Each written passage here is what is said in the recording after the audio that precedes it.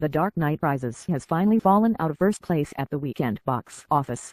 Jeremy Renner's action tale The Bourne Legacy took over as the #1 movie with a $40.3 million debut, according to studio estimates Sunday. Will Ferrell and Zach Galifianakis' political comedy The Campaign opened at #2 with $27.4 million. The new movies pushed The Dark Knight Rises down to third place with $19.5 million, raising the superhero blockbuster's three-week domestic total to $390.1 million. The weekend's other new wide release, Meryl Streep and Tommy Lee Jones' marital comedy from Hope Springs, opened at #4 with $15.6 million. The Dark Knight Rises had been the #1 movie for 3 straight weekends since debuting amid tragedy as a gunman killed 12 people and wounded 58 at a midnight screening of the film on opening day in Colorado.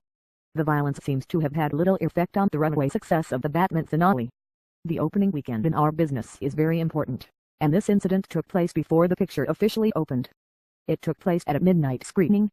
I can't give you an actual number, but I'm sure we were affected on that opening, said Dan Thalman, head of distribution for Warner Brothers, which released The Dark Knight Rises. Universal's The Bourne Legacy casts Renner and Rachel Weisz in an offshoot of the 3 hits that starred Matt Damon as unstoppable operative Jason Bourne. Renner plays an agent pursued by Bourne's old spy masters after they try to snuff out the espionage program in a cover-up conspiracy. The Bourne Legacy came in well behind the $69.3 million debut of Damon's last entry in the series, 2007's The Bourne Ultimatum. But the new film had a strong start and establishes Renner as a sturdy frontman to keep the franchise running. I love the fact that we were able to reboot this and do as well as we were able to. It leaves it open for us to think about it going forward, said Nicky Rocco, Universal's head of distribution. We are very much into what it's going to look like the next time. While Damon was absent, his presence is felt throughout the Bourne Legacy, with characters commenting on Jason Bourne sightings and his former handlers jittery over the fact that the rogue agent is still out there. Renner is a bankable star to carry on solo, but Universal might really cash in if the studio managed to lure Damon back. The dream team scenario of a Bourne with both Damon and Renner would just be irresistible, said Paul Derborabedian, box office analyst for Hollywood.com. That would be cool. I'd be first in line for that.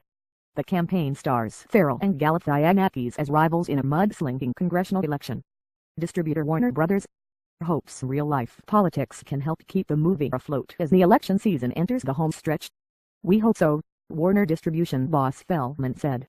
We hope they run their campaigns a little more professionally than the one in the movie, but sometimes, you have to wonder. Sony's Hope Springs, featuring Streep and Jones as a couple in marriage therapy at a week-long retreat, had a modest start but drew strongly among older women, the crowd that does not tend to rush out in big numbers over opening weekend.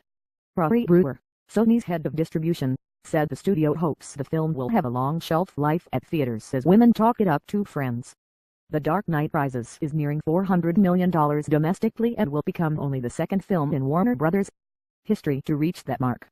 The first was 2008's The Dark Knight, the middle chapter in director Christopher Nolan's Batman trilogy, which topped out at $533.3 million. Revenues for the finale are running 12% behind The Dark Knight, which had climbed to $441.6 million at the same point in its theatrical run. While the Colorado shootings may have scared away some viewers, the Olympics have dampened Hollywood's overall business as fans stay home to watch the games.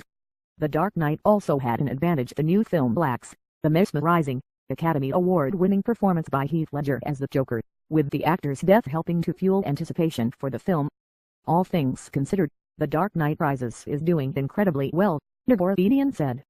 The Dark Knight Rises has proven more popular than its predecessor overseas, where it has taken in $445.3 million to give it a worldwide total of $835 million.